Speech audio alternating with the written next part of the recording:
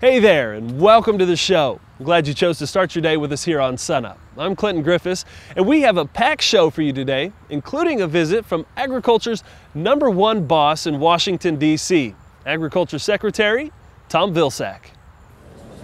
It was an oddly silent entrance to the auditorium at Redlands Community College in El Reno, but the conversation was lively. I was in Louisiana. They only have 5 dairy farmers in Louisiana, but one of them was there, so I spoke to 20% of the dairy farmers in Louisiana. The stop at Redlands is part of Agriculture Secretary Tom Vilsack's Rural Tour of America. This is the 19th stop in the rural tour that the President instructed me to take. We started this process and have gone everywhere from New Hampshire to Alaska and everywhere in between. Like the previous listening sessions before it, the setting was in the round and billed as a community forum for local farmers, ranchers, and concerned citizens to ask questions and pose solutions. What would you think of nature-based after-school clubs for youth? We would rather deal with the USDA than the EPA, and I'd like to know what advantages you see to the USDA handling this rather than EPA. So first and foremost, we have more expertise in agriculture than any other department of government. The questions range from stimulus spending, of which Vilsack says Oklahoma has already received $278 million from the USDA, to cap and trade legislation.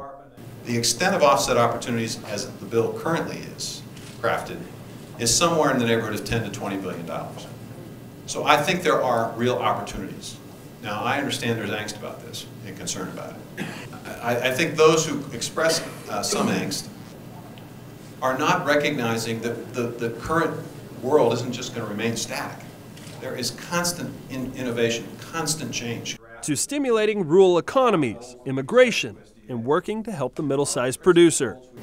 We lost about 80,000 operations in that category, between $10,000 in sales and $500,000 in sales. And the question is, how do you stem that? Well, one way you stem it is by providing alternative income opportunities, which is what energy is, potentially, depending upon your operation, what offsets could be or what conservation programs could be.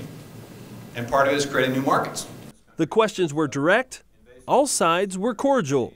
Secretary Vilsack left the crowd with 4 main points he hopes to focus on: climate change, energy and biofuels, a program called Know Your Farmer, Know Your Food, and getting broadband beyond the city streets to America's rural roads, where he'll be spending much more time as the rural tour continues over the next few months. Be sure to tune in next week, and we'll have a little more expert analysis of the Secretary's comments right here on SUNUP.